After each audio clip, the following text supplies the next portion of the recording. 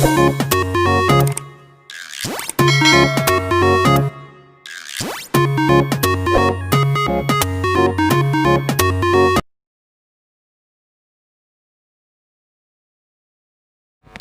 Students, आशा करती हूँ कि आप सारे लोग बहुत अच्छे होंगे और सारे ही अपने घरों में एकदम से सुरक्षित होंगे। वेलकम टू किरण आदि शिक्षा, जहाँ पर हम स्टडी कर रहे हैं एनसीईआरटी क्लास 10th का चैप्टर नंबर 6, जिसका नाम है ट्रायंगल। ये बहुत ही मोस्ट इंपॉर्टेंट चैप्टर है। इसकी 2 वीडियोस मैं पहले बना चुकी हूँ, तो अगर आपने वो प्रीवियस इंपॉर्टेंट वीडियोज़ नहीं देखी हैं तो आप फटाफट से चैनल को सब्सक्राइब कीजिए। वहाँ पर 10th क्लास की मैंने एक प्लेलिस्ट बनाई हुई है, वहाँ पर जाके जो है आप इस चैप्टर की प्रीवियस 2 वीडियोज़ को देख सकते हैं, जिसमें कि मैंने 2 बहुत ही इंपॉर्टेंट मोस्ट इंपॉर्टेंट थ्योरम्स को समझाया है। एक है बीपीटी, एक है कन्वर्स ऑफ बीपीटी। बीपीटी को हम थेयर्स थ्योरम भी कहते हैं और इनके आने की संभावना एग्जाम में 101% होती है। तो आप जरूर से जाके चैनल को विजिट कीजिए और वहाँ पर आप इन दोनों वीडियो को ज़रूर से देखिए चैप्टर को स्टार्टिंग से समझने के लिए। साथ ही साथ क्लास 6 to 10th के लिए सारी ही क्लासेस की मैथ्स की वीडियोस वहाँ पर उपलब्ध हैं, तो आपके छोटे बड़े भाई बहन, आपके दोस्त और रिश्तेदार सभी इसका फ़ायदा ले सकते हैं। और मैं चाहती हूँ कि कम से कम हर बच्चा जो है कम से कम एक बच्चे के साथ लिंक को शेयर करे, जिससे कि सारे बच्चों को इसका फ़ायदा मिल सके, क्योंकि ये बिल्कुल फ्री है,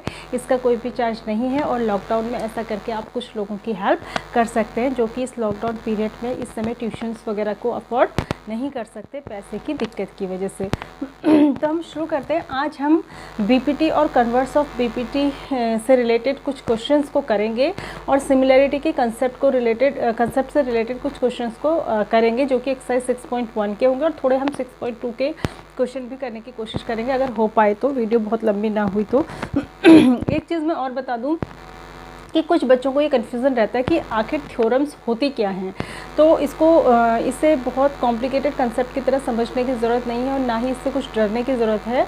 मैं आपको बता दूं कि मैथ्स में बहुत सारी मैथ्स की ब्रांचेस होती हैं, जैसे अरिथमेटिक आप पढ़ते हैं, ज्योमेट्री आप पढ़ते हैं, अलजेब्रा आप पढ़ते हैं। आगे जाके जब आप फर्दर बड़ी क्लासेस में जाते हैं, ग्रेजुएशन या पोस्ट ग्रेजुएशन अगर आप करते हैं, आजकल बच्चे करते नहीं हैं, किसी स्ट्रीम में किसी प्रोफेशनल कोर्स में चले जाते हैं, लेकिन अगर आप करते हैं तो वहाँ पर और भी आपको मैथ्स की बहुत सारी ब्रांचेस पढ़ने को मिलती है, जिनका नाम आपने पहले नहीं सुना होता है। तो जो अरिथमेटिक में जो मैथ्स के रूल होते हैं उनको हम जनरली फॉर्मूलाज कहते हैं, ठीक है। मैथ्स का फॉर्मूला जैसे कि एरिया का फॉर्मूला, पैरामीटर का फॉर्मूला या किसी भी चीज़ का फॉर्मूला, तो उसको फॉर्मूला वर्ड कहते हैं अरिथमेटिक में। लेकिन अगर हम अलजेब्रा में फॉर्मूले यूज़ करते हैं तो उसी को फॉर्मूला ना कह के हम आइडेंटिटी कहते हैं, ठीक है। जैसे a+b² a-b² a² ये जब आप पढ़ते हैं तो इनको आप कहते हैं मैथमेटिकल आइडेंटिटीज़। लेकिन ये भी फॉर्मूलाज ही हैं जो कि मैथ्स की दूसरी ब्रांच यानी कि अलजेब्रा में यूज़ होते हैं। इसी तरीके से ज्योमेट्री में जो हम फॉर्मूलाज यूज़ करते हैं, ज्योमेट्री में जो हम स्टेटमेंट्स यूज़ करते हैं, जो पहले से प्रूव्ड स्टेटमेंट होती हैं, जिनको हम प्रूव करना सीखते हैं, उन ज्योमेट्रिकल फॉर्मूलाज को हम थ्योरम्स कहते हैं, ठीक है। तो जैसे किसी भी आइडेंटिटी को जब हम पढ़ते हैं तो आइडेंटिटी को भी पहले प्रूव किया गया होगा, ऐसे ही अरिथमेटिक का कोई फॉर्मूला पढ़ते हैं तो उसको भी पहले प्रूव किया गया होगा ना कि ऐसा होता है, तभी तो उसको आगे जाके हमने अप्लाई किया। तो ऐसे ही मैथमेटिक्स की जो ब्रांच है ज्योमेट्री, उसमें जो फॉर्मूले हम यूज़ करते हैं उनको पहले हम प्रूव करके देखते हैं, प्रूव करना सीखते हैं, उन्हीं को थ्योरम्स कहते हैं, ठीक है।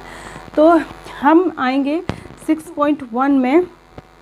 इसमें पहला जो क्वेश्चन है बहुत ही आसान क्वेश्चन है। पहला क्वेश्चन है फिल इन द ब्लैंक्स, ठीक है। मैं आपको जल्दी बता देती हूँ फिल इन द ब्लैंक्स। मैं थोड़ा स्पीड से बताऊँगी।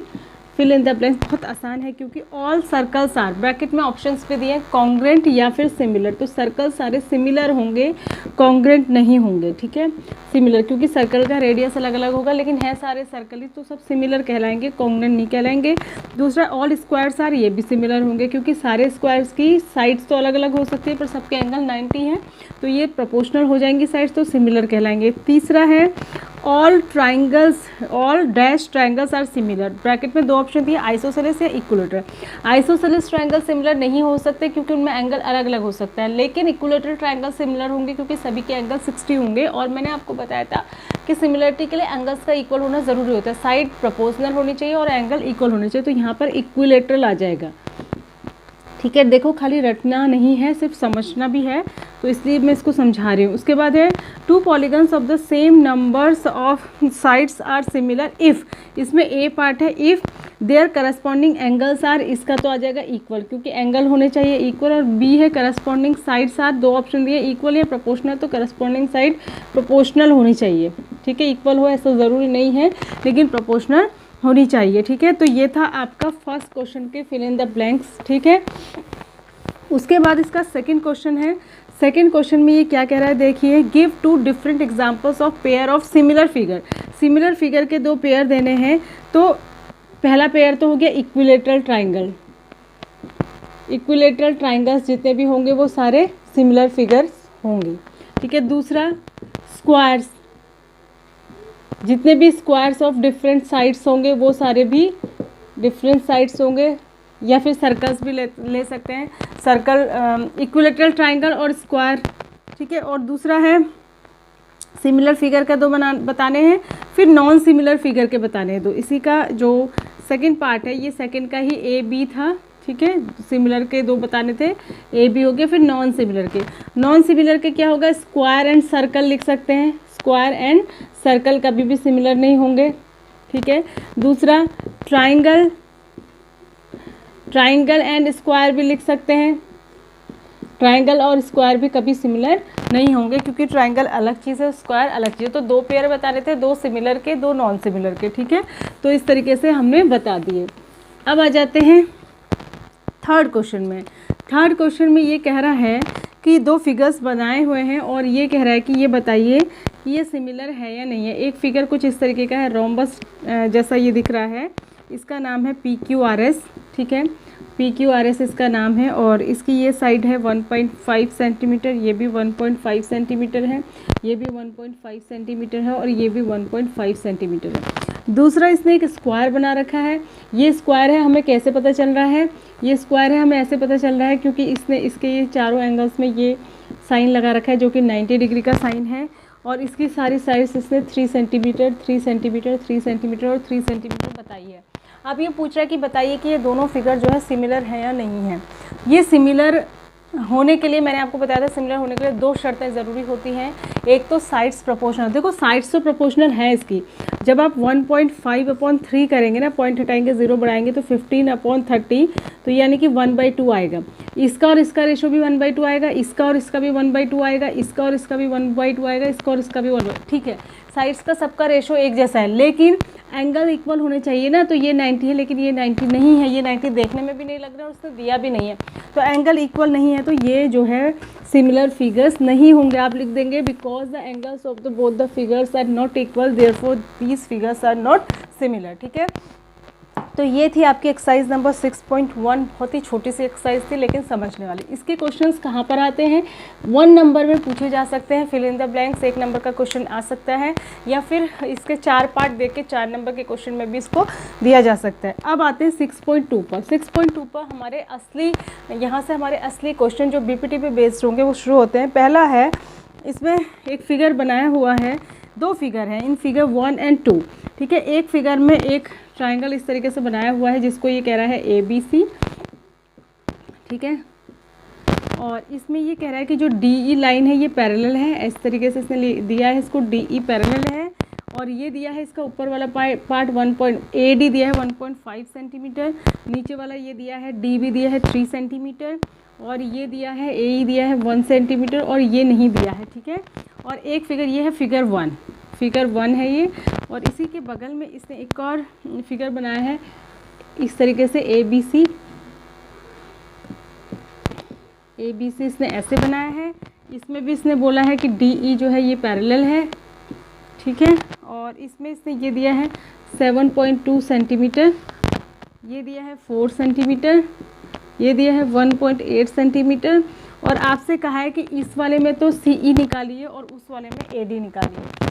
तो हम पहले इन फिगर 1 लिखेंगे, इन फिगर 1 बाय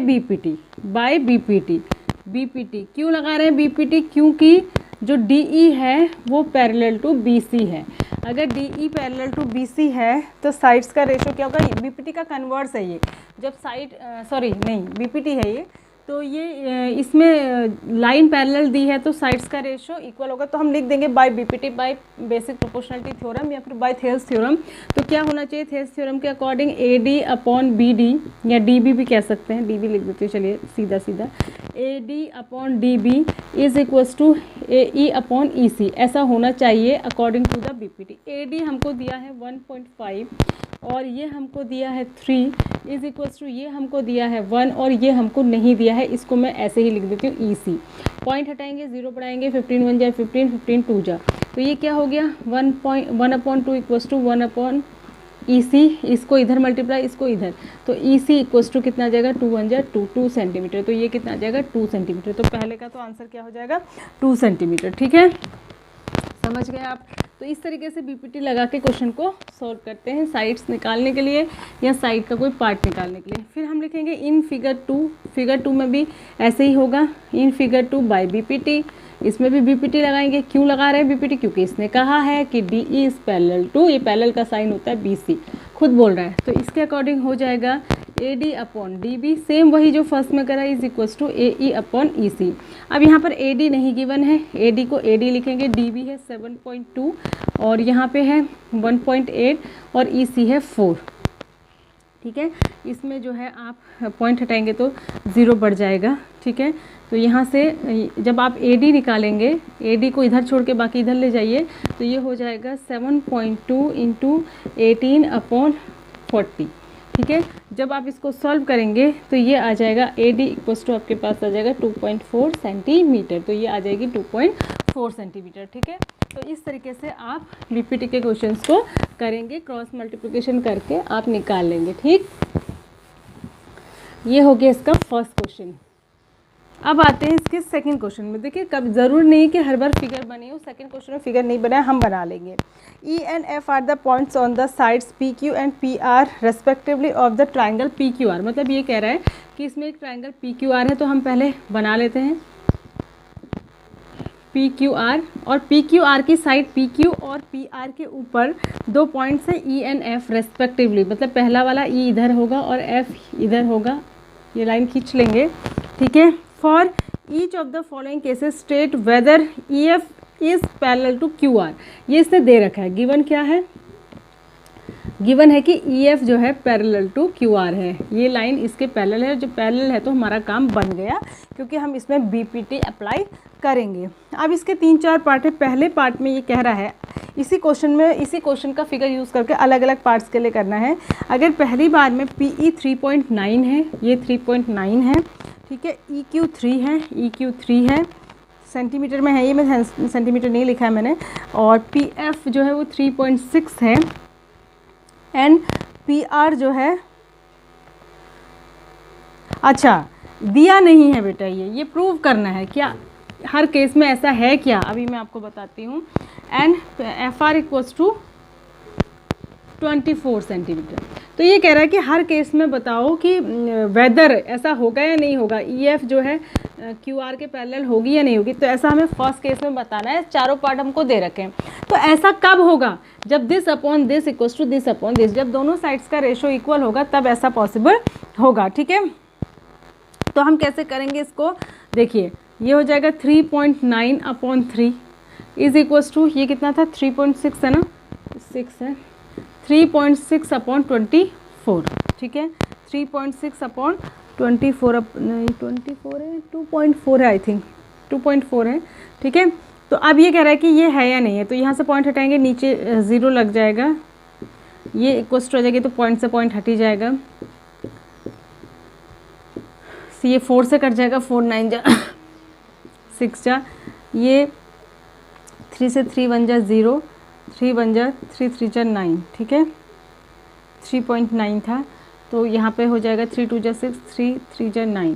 ठीक है, तो यहाँ पर कितना आ गया, देखो इधर आया 13 अपॉन 10 और इधर आया 3 अपॉन 2। क्या ये दोनों इक्वल है, नहीं है। तो इस केस में EF is parallel to QR नहीं होगा, क्योंकि साइड्स का रेशो इक्वल नहीं आ रहा है, साइड्स का रेशो इक्वल नहीं आ रहा है, तो लाइन पैरेलल नहीं होगी। अब इसी का सेकंड वाला, सेकंड वाले में कह रहा है, ये सेकंड वाले में कह रहा है, सेकंड वाले में इसने मेजरमेंट अलग दे दिए हैं, PE 4 है। अब हमारा PE 4 है। ठीक है, QE 4.5 है, QE 4.5 है, ठीक है। हर बार मैं इसी फिगर में चेंज कर दे रही हूँ। PF 8 है, PF 8 है और RF 9 है। अब बताइए कह रहा है सेकेंड केस में, तो हम फिर से करेंगे, क्या करेंगे, वही करेंगे हम, PE upon EQ is equals to PF upon FR करके देखेंगे।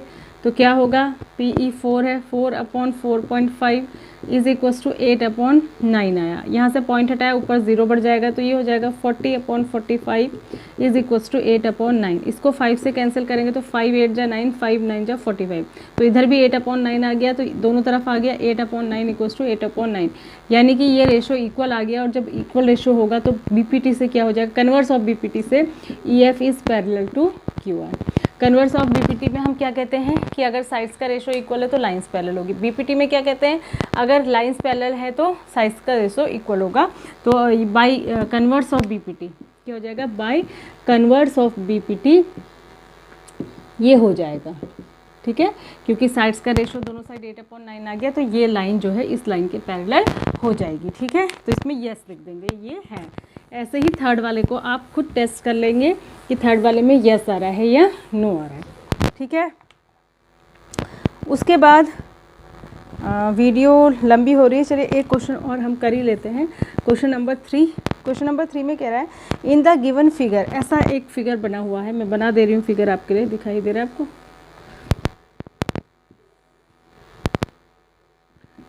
कुछ इस तरीके का फिगर बना है। ये है A, ये है B, ये है C, ये है D, ठीक है। और ये लाइन को यहाँ मिलाया हुआ है इस तरीके से, और यहाँ पे ये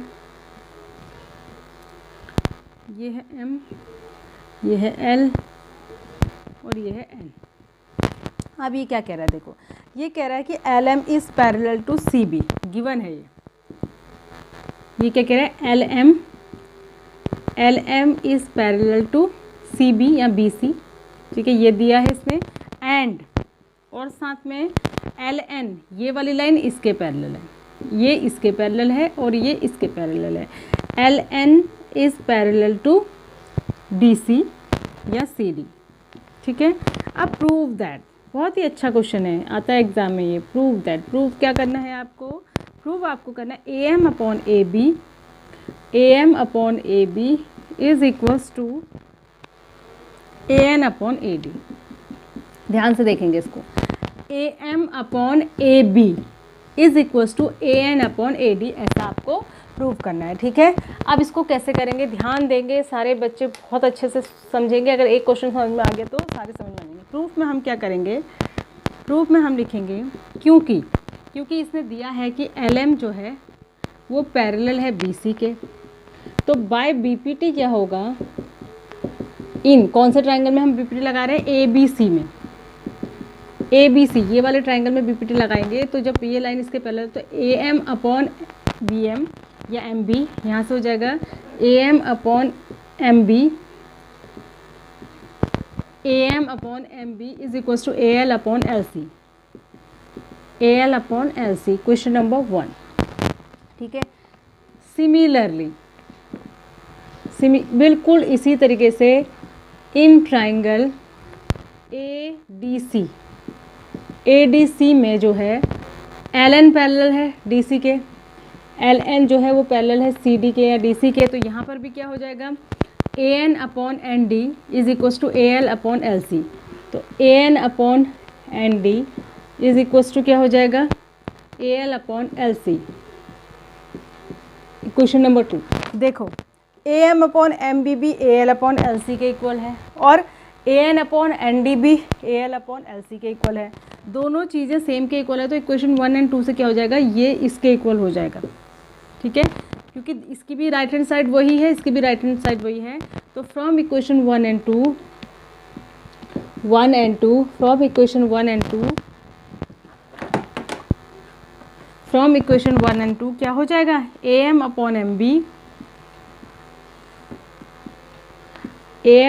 MB is equals to AN upon ND, ठीक है। अब ध्यान देखो, लाना क्या है, AM अपॉन AM तो आ गया ऊपर, AN भी आ गया इधर जो लाना था, लेकिन नीचे जो है MB और ND नहीं है, नीचे पूरी साइड है AB और AD, ठीक है। तो कैसे लाएंगे, तो हम क्या करेंगे, देखो हम इसको रेसिप्रोकल कर देंगे। यहाँ से क्या हो जाएगा, देखो AM तो चाहिए, तो AM नहीं हटना चाहिए, तो हम इसको इसका रेसिप्रोकल कर लेंगे। जब ऐसा ट्रू है, देखो 1/2 इक्वल्स टू 1/2 है, तो 2 इक्वल्स टू 2 भी होगा। तो इसका उल्टा भी कर सकते हैं, तो इसको उल्टा कर देंगे, MB/AN इक्वल्स टू ND/AM है ये, ND/AN कर देंगे, ठीक है, ND/AN कर देंगे। मैंने उल्टा क्यों करा भी बताती हूँ। अगर मैं इसी में 1 प्लस कर देती ना, तो ये AM और AN हट जाते। AM और AN हटाने नहीं है, ठीक है, ये रहने चाहिए। तो मैं इसको भी मिटा दे रही हूँ और उसको लिखूँगी, ठीक है। हमारे पास आ गया MB/AM is equals to ND/AN, ठीक है, ये आ गया। अब इसमें दोनों साइड आप 1 प्लस कर देंगे, दोनों साइड +1 कर देंगे, तो ऊपर हो जाएगा, ये इधर मल्टीप्लाई हो जाता है, मैंने आपको बताया था थ्योरम जब प्रूव करी थी। AM और फिर अब AM होल अपॉन हो जाएगा, इज इक्वल्स टू, ये इधर मल्टीप्लाई होगा ND/AN, सॉरी ये इधर प्लस भी हो जाएगा AN/AN, ठीक है, ये हो गया। अब आप फिगर में देखिए, मैंने तो फिगर रब कर दिया। फिगर जो आपके पास होगा उसमें देखिए, जहाँ पर MB और AM प्लस हो रहे हैं, MB और AM प्लस होके AB बनाएंगे, ठीक है, क्या बनाएंगे, AB बनाएंगे, ठीक है, क्या बनाएंगे, AB बनाएंगे। तो ये हो जाएगा AB/AM, और इधर जो है ND और AN मिलके AD, ND और AM मिलके AD बनाएंगे, AN मिलके, ठीक है, ये बनेगा दोनों प्लस करके AD। आप फिगर में देख लीजिएगा, ये आ गया। लेकिन हमको प्रूव क्या करना है, इसका रेसिप्रोकल, ठीक है। तो AB ऊपर होना चाहिए, इसको फिर से उल्टा कर दीजिए, तो इट इम्प्लाइज दैट इसको ऊपर, AM को ऊपर, AB को नीचे, ऐसे AN को ऊपर, AD को नीचे। रेसिप्रोकल इनको कहीं भी कर सकते हैं, ठीक है। मैंने आपको बता दिया कि अगर 1/3 इक्वल्स टू 1/3 आ रहा है, तो क्रॉस मल्टीप्लिकेशन से या रेसिप्रोकल से 3 इक्वल्स टू 3 भी आ जाता है, ठीक है। तो हमें जो रिजल्ट चाहिए था हमने वो निकाल दिया। तो ये ऐसे 1 प्लस करने वाले क्वेश्चन बहुत जगह हैं इस एक्सरसाइज में, तो ये ध्यान रखना है कंसेप्ट कि कहीं पर 1 प्लस करना पड़ेगा, कहीं पर 1 माइनस करना पड़ेगा। जब हम दोनों साइड में सेम चीज़ प्लस या माइनस करते हैं, तो उससे जो टर्म होती है उसकी वैल्यू पर कोई भी फ़र्क नहीं पड़ता। जैसे मैं आपको बताऊँ, कहीं पर लिखा है 5 इक्वल्स टू 5, ठीक है, अगर मैं इस साइड भी 1 प्लस कर दूँ, इस साइड भी 1 प्लस कर दूँ, तभी भी ये इक्वली रहेंगे, इन पर कोई भी फ़र्क नहीं पड़ता है, ठीक है। तो इसलिए हम इसको ऐसे कर सकते हैं। तो इन क्वेश्चंस को प्रैक्टिस करिए, बहुत थोड़े से अच्छे क्वेश्चन हैं, अच्छे लेवल के क्वेश्चन इस चैप्टर में हैं, और ज़रूर से आपको समझ में आएंगे। फिर भी अगर कहीं पे कोई दिक्कत होती है, तो आप मुझे जो है वीडियो पे कमेंट करके अपनी क्वेरीज को पूछ सकते हैं। तब तक के लिए अपना ध्यान रखिए, सुरक्षित रहिए। Thanks for watching, God bless you.